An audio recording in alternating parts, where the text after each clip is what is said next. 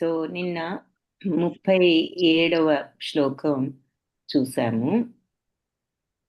37వ శ్లోకంలో యాక్చువల్లీ 38 చూసాము. సో 37లో భగవంతుడిని కీర్తించడం,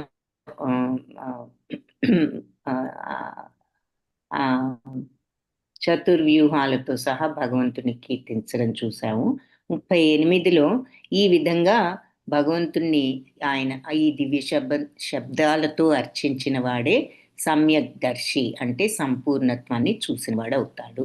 సో భగవంతుణ్ణి అంటే ఈ 2 శ్లోకాల్లో భగవత్ ప్రార్థనను ఈ విధంగా జరిపిన వాడే మరి పూర్ణత్వాన్ని పొందగలడు అని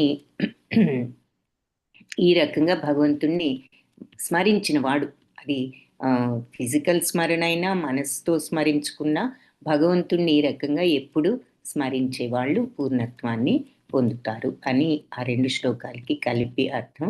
ఇక 39వ శ్లోకంలో ఇమం స్వనిగమం బ్రహ్మన్ ఇమం స్వనిగమం బ్రహ్మన్ నవేత్యామదనుష్ఠితం అదాన్మే జ్ఞానమైశ్వర్యం స్వస్మిన్ భావం చ కేశవ. సో బ్రాహ్మణుడా అంటూ వ్యాసదేవుని సంబోధిస్తూ ఈ విధంగా భగవంతుడిచే ముందు వేద రహస్యమైనటువంటి భగవతత్వాన్ని నేను పొందగలిగాను. సో భగవంతుడు నాకు ఈ రకంగా భగవతత్వం, మరి అది వేద రహస్యం అంటే వేదాలన్నీ చదివితే తెలుసుకునేది భగవంతుణ్ణే కాబట్టి వేద రహస్యం ఏమిటి అంటే భగవతత్వం.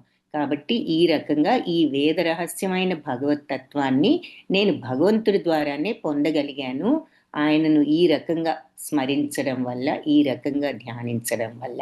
తదుపరి మరి ఆధ్యాత్మిక ఐశ్వర్యం అనేది ఆ భగవంతుడి యొక్క సేవ అనేది కూడా నాకు ప్రాప్తించాయి. ఎందుకు? ఈ భగవతత్వాన్ని నేను ఆ భగవతత్వం అనే జ్ఞానాన్ని పొందాను. పొందిన తరువాత నాకు ఇక ఆధ్యాత్మికతలో మరి ఐశ్వర్యం లభించింది. అంటే ఆధ్యాత్మికంగా అంతటి సంపదను ఆయన ఆర్జించడం జరిగింది, ఆధ్యాత్మిక సంపదను. అలాగే ఆ భగవంతుడి యొక్క ప్రేమ కూడా నాకు సంప్రాప్తించాయి, సన్నిహిత ప్రేమ అని ఆయన నారదుల వారు చెప్పడం జరిగింది. సో ఈ రకంగా ధ్యానించినప్పుడు భగవతత్వాన్ని అర్థం చేసుకోవడమే కాకుండా భగవంతుడి యొక్క ప్రేమ కూడా లభిస్తుంది, ఆధ్యాత్మికత పూర్తిగా ప్రాప్తిస్తుంది అని చెప్పి మనకు అర్థమవుతుంది ఈ శ్లోకంలో. సో మంత్రోచ్చారణ ద్వారా భగవంతుడి సాహచర్యాన్ని పొందటం అనేది ప్రత్యక్ష సాహచర్యానికి దానికి కూడా తేడా లేదు అంటున్నారు అన్నమాట. మనం ఎప్పుడైతే ఈ రకంగా స్మరించుకుంటూ భగవత్ సాహచర్యాన్ని పొందుతామో దానికి ప్రత్యక్షంగా భగవత్ సాహచర్యానికి డిఫరెన్స్ ఏది కూడా లేదు అని చెప్పి భాష్యంలో చెప్తున్నారు. భగవంతుని చేరడానికి అందుకని ఇది పూర్ణమైనటువంటి మార్గము. మనం తప్పు లేకుండా అంటే 10 అపరాధాలు ఉన్నాయి కదా, ఆ నామాపరాధాలు ఏవి లేకుండా భగవంతుడి సాహచర్యాన్ని మనం ఆ రకంగా పొందడం ద్వారా భక్తుడు ఈ భౌతికత్వాన్ని అధిగమించి మరి చివరికి ఈ భగవతత్వంలోకి వెళ్ళగలడు, వేదవాంగ్మయ మర్మాన్ని తెలుసుకునే స్థితికి చేరగలడు అంటున్నారు. వేదవాంగ్మయాల మర్మం అంటే రహస్యం, వేదవాంగ్మయాల రహస్యం వేరే ఏముంది? భగవతత్వాన్ని తెలుసుకోవడమే వేదవాంగ్మయాల మర్మం.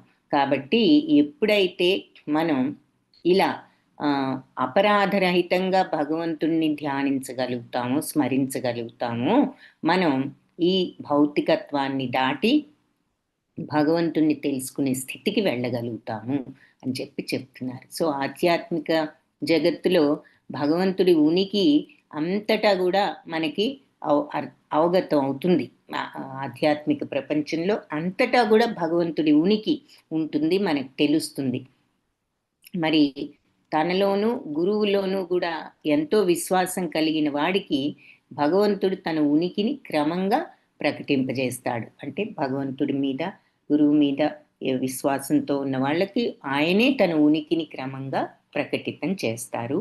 ఆ తరువాత భక్తునిలో మరి ఎప్పుడైతే ఆయన అనుగ్రహం ఆ రకంగా వస్తుందో భక్తుడిలో అష్టసిద్ధులు కూడా సుసంపన్నాలు అవుతాయి అని చెప్తున్నారు. సో అన్నిటికీ మించి భగవంతుడి పరివారంలో ఆంతరంగికుడుగా గుర్తింపబడి గురువుతో ఏదైనా ఒక ప్రత్యేక భగవత్ సేవా కార్యక్రమం కూడా ఇవ్వబడుతుంది అని చెప్తున్నారు. సో ఎందుకు ఇది భగవత్ సేవ, అత్యున్నతమైన భగవత్ సేవ కాబట్టి.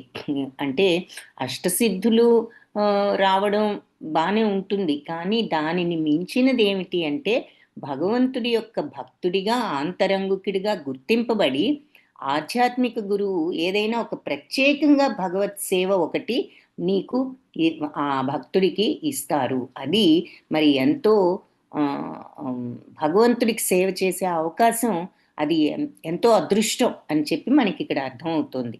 కాబట్టి శుద్ధ భక్తుడైన వాళ్ళు తన యందు నిక్షిప్తమై ఉన్న అష్టసిద్ధులు ప్రదర్శించడం కంటే కూడా భగవత్ సేవలో ఎక్కువ రక్తుడై ఉంటాడు. ఈ అష్టసిద్ధులు ఇటువంటివి వచ్చినా వాటిని గురించి అతను ఆనందించడు, తృప్తిపడడు. అతనికి కావలసినది ఏమిటి అంటే భగవంతుని సేవించడంలోనే అతనికి రక్తి. మనం నిన్న మరి కామన్ క్లాస్లో ముకుందమాల స్తోత్రాలు ప్రారంభించాము. మరి అందులో చూస్తాం, ఆయన నాకు ఏది అక్కర్లేదు, నేను ఏ జన్మలో అయినా జన్మలకి నీ పాదాలను నేను మర్చిపోకుండా ఉండేటట్లుగా నన్ను చెయ్యి అని చెప్పి అడుగుతారు. సో శుద్ధ భక్తుడికి ఏ శక్తులు, ఏ అష్టసిద్ధులు ఉన్నా కూడా అవన్నీ వాళ్ళకి అనవసరం. వాళ్ళకి కావలసిందే అది భగవంతుడు వాళ్ళ మీద అనుగ్రహంతో ప్రసాదించినా కూడా వాళ్ళకి దాని మీద రక్తి లేదు. వాళ్ళకి రక్తి దేని మీద అంటే భగవంతుడి యొక్క సేవ మీదే అని ఇక్కడ చెప్తున్నారు. ఈ విషయాలన్నిటినీ కూడా నారదుల వారు స్వయంగా ఆయనకి అనుభవం ఉన్నది కాబట్టి వివరించారు. ఎందుకంటే నారదులు మరి శుద్ధ భక్తులు కాబట్టి ఆయనకు ఈ భక్తి మార్గంలోకి ఎలా వెళ్ళాలి, వెళ్ళిన తర్వాత ఈ మార్గంలో ఏది మనకి రక్తినిస్తుంది అనేది స్వయంగా ఆయన అనుభవించి ఉన్నారు. కాబట్టి ఆయన ఇలా వివరించి చెప్పడం జరిగింది. మరి భగవంతుడి యొక్క స్మరణ, ఆయన నామస్మరణ, ఆయన నామాన్ని శ్రవణం చేయడం, ఆ రకంగా ఆయనని అర్చించే విధానంలో పరిపూర్ణతను ఉందారు ఈ నారదుల వారు. ఎందుకంటే ఆయన ఎప్పుడూ కూడా నారాయణ నారాయణ అంటూ భగవన్నామం ఎప్పుడూ ఆయన నోటి మీదే ఉంటుంది కదా. ఈ రకంగా ఆయన యొక్క భగవంతుడి యొక్క శబ్దం ఆయనలో ఒక భాగంగా ఉండి అట్లా ఆయన పరిపూర్ణతను పొందారు. కాబట్టి అటువంటి నారదుడు పొందినటువంటి అదే విధానంలో ఉన్నప్పుడు నారదుల వారు పొందిన సౌకర్యాలు మనిషి కూడా తప్పకుండా పొందగలడు అని చెప్తున్నారు. సో గురు శిష్య పరంపర లో వచ్చిన నారదుల వారికి ప్రతినిధి లాంటి శుద్ధ భక్తుడి నుండి మనం స్వీకరించినట్లయితే మరి ఈ దివ్య మంత్రాన్ని ఉచ్చరించడంలో ఎవ్వరూ కూడా ఎవరికి ఆక్షేపణ లేదు, నిషేధింపబడరు. నువ్వు చేయొచ్చు ఈ మంత్రం, నువ్వు చేయకూడదని ఎవరు అనరు. ఎప్పుడైతే మనం ఈ గురు శిష్య పరంపర నుండి వచ్చినటువంటి శుద్ధ భక్తుల నుంచి ఈ మంత్రాన్ని స్వీకరించినప్పుడు ఈ మంత్రాన్ని ఉచ్చరించడానికి ఎవరైనా ఉచ్చరించవచ్చు, ఇందులో నిషేధం ఏమీ లేదు అని ఈ మంత్రాన్ని ఉచ్చరించడం గురించి చివరిలో ఈ రకంగా చెప్పారు. సో ఇక్కడ ఈ శ్లోకంలో మళ్ళీ వెళ్తే పైకి ఇమం, ఈ విధంగా స్వనిగమం, భగవంతుడిని గురించిన ఈ రహస్యమైనటువంటి ఈ జ్ఞానం, వేదజ్ఞానం బ్రహ్మన్ అంటే బ్రాహ్మణుడా అని అవేత్య అంటే సంపూర్ణంగా తెలుసుకుని, మత్ నా చేత అనుష్ఠితం అనర్చబడింది, అదాత్ నాకు కూర్చబడింది. నేను ఈ దివ్య జ్ఞానం ఐశ్వర్యము స్వస్మిన్ స్వీయ అంటే నాకు ఈ రకంగా ఈ దివ్య జ్ఞానం మరి ఇవ్వబడింది. మరి ఈ దివ్య జ్ఞానంతో నేను స్వస్మిన్ స్వీయ సన్నిహిత ప్రేమానుభవం మరియు అంటే మరియు కేశవ అంటే భగవంతుడితో ఈ సన్నిహిత ప్రేమానుబంధం కూడా నాకు ఏర్పడింది అని చెప్తున్నారు. ఇలా భగవంతుడి అనుగ్రహంతో నాకు ఈ దివ్య జ్ఞానం సంపూర్ణంగా ఇవ్వబడింది. అంటే ఇక్కడ గొప్ప గొప్ప వాళ్ళందరూ ఏమిటంటే వాళ్ళు ఏదైనా నేర్చుకున్నా వాళ్ళు ఏదైనా సాధించినా నేను సాధించాననే మాట వాళ్ళ నోటి నుండి రాదు. భగవద్ అనుగ్రహంతో నాకు ఇవ్వబడింది, నాకు ప్రసాదింపబడింది ఇలా చెప్తూ ఉంటారు. అందుకే అర్జునుడు కూడా మనం భగవద్గీతలో చూస్తాం కదా, నీ వల్ల నాకు ఇప్పుడు నీ త్వత్ప్రసాదాన్ అంటాడు, నీ ప్రసాదం వల్ల నాకు ఇప్పుడు అర్థమైంది అని చెప్పి అర్జునుడు కూడా నాకు అర్థమైపోయింది అని అనడు. అలాగే మరి కరిష్యే వచనంతవా అంటాడు. కాబట్టి అర్థమైపోయింది, ఇప్పుడు నాకు మోహం అంతా పోయింది, నేను వెళ్ళిపోయి యుద్ధం చేస్తాను అన్నాడు కదా, నువ్వు ఎలా చెప్తే అలా చేయడానికి సిద్ధంగా ఉన్నాను అంటాడు. సో ఈ ఈ భక్తులు ఈ రకంగా ఉంటుంది వాళ్ళ మాట.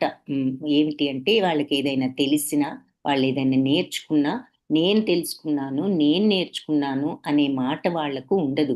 భగవద్ అనుగ్రహంతో నాకు ఈ జ్ఞానం ఒసగబడింది, నేను ఈ జ్ఞానాన్ని సంపాదించాను అని ఆయన అనడం లేదు. ఏమంటున్నారు? భగవద్ అనుగ్రహంతో నాకు ఇది, భగవంతుడు నాకు ఇది ఇచ్చారు, నాకు ఒసగబడింది అని చెప్పి ఆ తరువాత నాకు ఈ జ్ఞానం ఎప్పుడైతే నాకు ప్రసాదించారో నాకు భగవంతుడి మీద ఆ సన్నిహిత భావం కూడా ఏర్పడింది.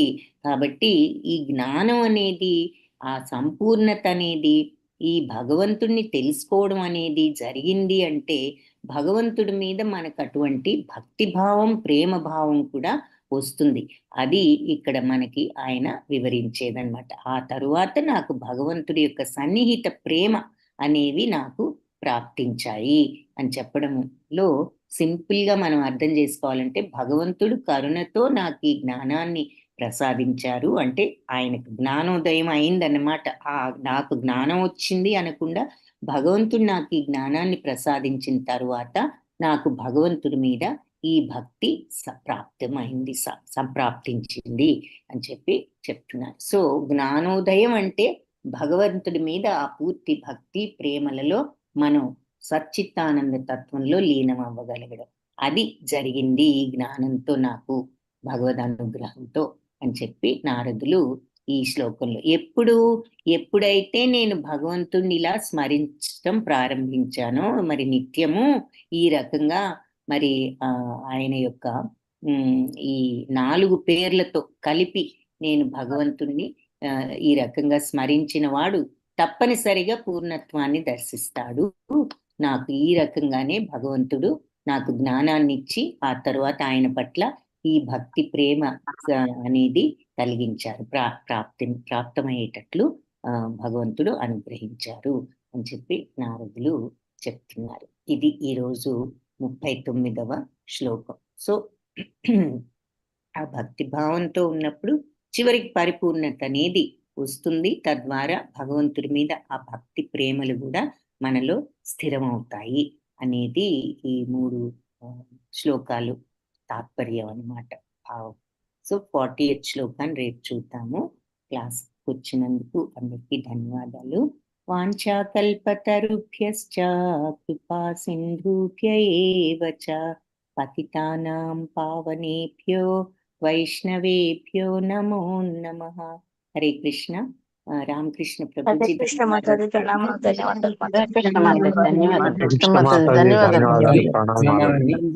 హరే కృష్ణ మాతాజీ,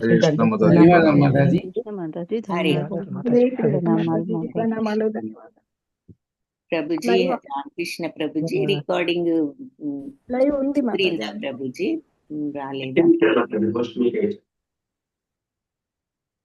వచ్చిందా ప్రభు?